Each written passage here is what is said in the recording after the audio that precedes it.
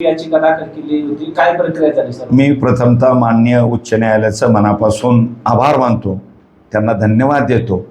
लोकशाहीला अशा पद्धतीनं तुम्ही 80% जास्त मतदारांना वंचित ठेवा निघाले होते. या मार्केट कमिटीला ग्रामपंचायतीचे मतदार होते ते, म्हणजे 779 मतदारांना मताचा हक्क नाही आणि केवळ 206 लोकांना मताचा अधिकार. त्यामुळं या विरोधात आम्ही याचिका मान्य उच्च न्यायालय मुंबई ते दाखल केली होती.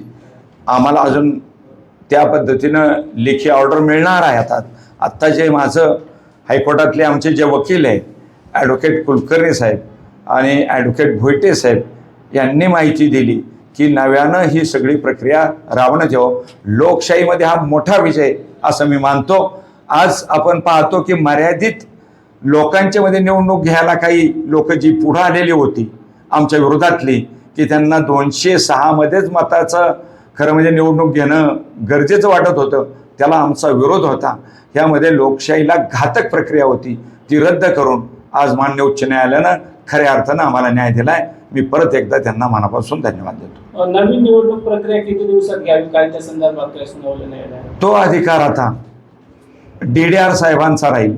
जिल्हा निवडणूक अधिकारी सहकार खातं त्या संदर्भात नव्यानं प्रोग्राम ज्या वेळेला जाहीर होईल त्या पद्धतीनं याद्या वगैरे नवीन फ्रेश घेऊन त्या पद्धतीनं निवडणुका लागल्या जातील.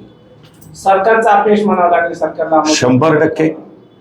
100% याद्या तुम्ही देताना अशा का देता याद्या?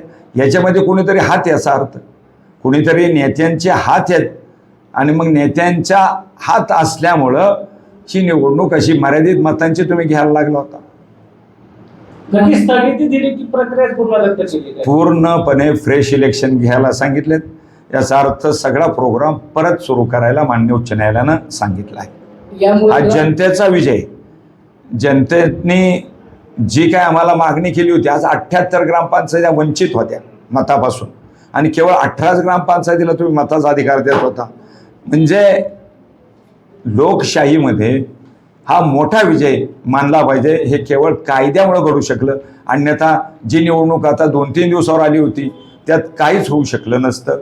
ही निवडणूक अशीच प्रक्रिया, ग्रामपंचायतीच्या काही लोकांना निवडणूक लढवायची होती. मग जर त्यांना निवडणूक लढवायची असेल तर तुम्ही 206 त्या ठिकाणी मर्यादित ठेवली संख्या, तर बाकीच्यांनी कुठं जायचं? म्हणून हा अत्यंत एक चांगला निर्णय मानावा लागेल.